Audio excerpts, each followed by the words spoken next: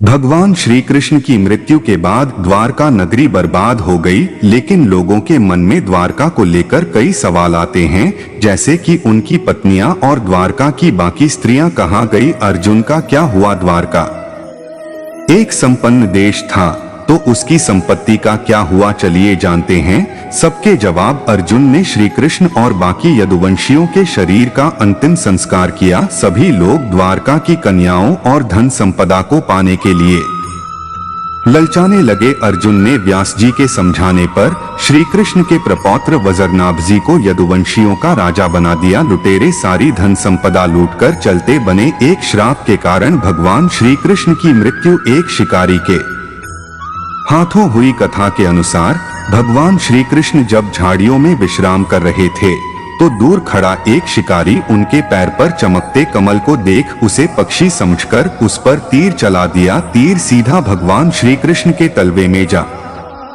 लगा, जिस कारण उनकी मृत्यु हो गई। मरने से पहले श्री कृष्ण ने बताया कि उनकी मृत्यु के बाद समुद्र द्वारका नगरी नष्ट हो जाएगी और समुद्र में समा जाएगी। इस प्रकोप से केवल उनका भवन ही बचेगा। विष्णु पुराण के अनुसार श्री कृष्ण की मृत्यु के बाद उनकी पत्नी रुक्मिणी और जाम्बवंती ने अग्नि में प्रवेश कर अपने प्राण त्याग दिए। बलराम जी की पत्नी रेवती ने भी देह त्याग कर दिया। अर्जुन ने श्री कृष्ण और बाकी यदुवंशियों के शरीर का अंतिम संस्कार किया। अर्जुन जब द्वारका से निकले तो भगवान श्री कृष्ण की कई अन्य पत्नियां और यदुवंशियों की स्त्रियां भी खुद के पास मौजूद सारे धन संपत्ति साथ लेकर अर्जुन के साथ चलने लगी।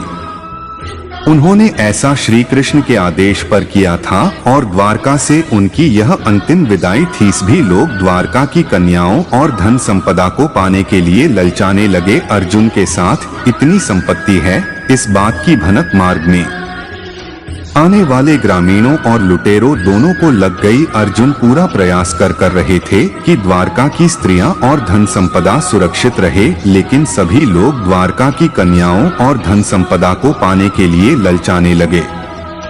इसलिए सभी ने मिलकर धन को लूटने का फैसला कर लिया और ग्रामीणों को भी लालच देकर उन्हें साथ मिला लिया और उनकी मदद से हमला बोल दिया। अर्जुन इस बात से अनजान थे, तभी मार्ग में अचानक उनको लुटेरों ने घेर लिया और लूटपाट करने लगे। अर्जुन ने सबसे लड़ने का प्रयास किया, लेकिन लुटेरों की संख्या बहुत अधिक थी। जब अर्जुन ने देखा कि वो स्त्रियों की संपत्ति लुटते हुए नहीं रोक पा रहे हैं, तो उन्होंने अपना गांडीव उठा लिया और लुटेरों पर दिव्य बाणों का प्रयोग करना चाहा, लेकिन अर्जुन यह देखकर हैरान रह गए कि उनके अस्त्र चल ही नहीं रहे थे। अर्जुन बार बार मंत्र बोलकर दिव्यास्त्रों को बुला रहे थे, लेकिन दिव्याशास्त्र प्रकट नहीं हुए। अर्जुन का दिव्य गांडीव भी सामान्य धनुष के जैसा बन गया। एक एक बाण से अर्जुन लुटेरों के समूह पर प्रहार कर रहे थे।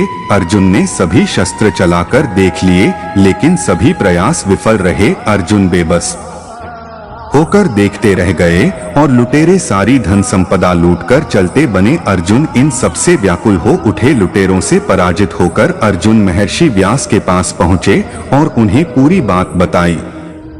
व्यास जी ने अर्जुन को बताया कि वो सारी शक्तियां उनके पास श्री कृष्ण के प्रभाव के कारण था।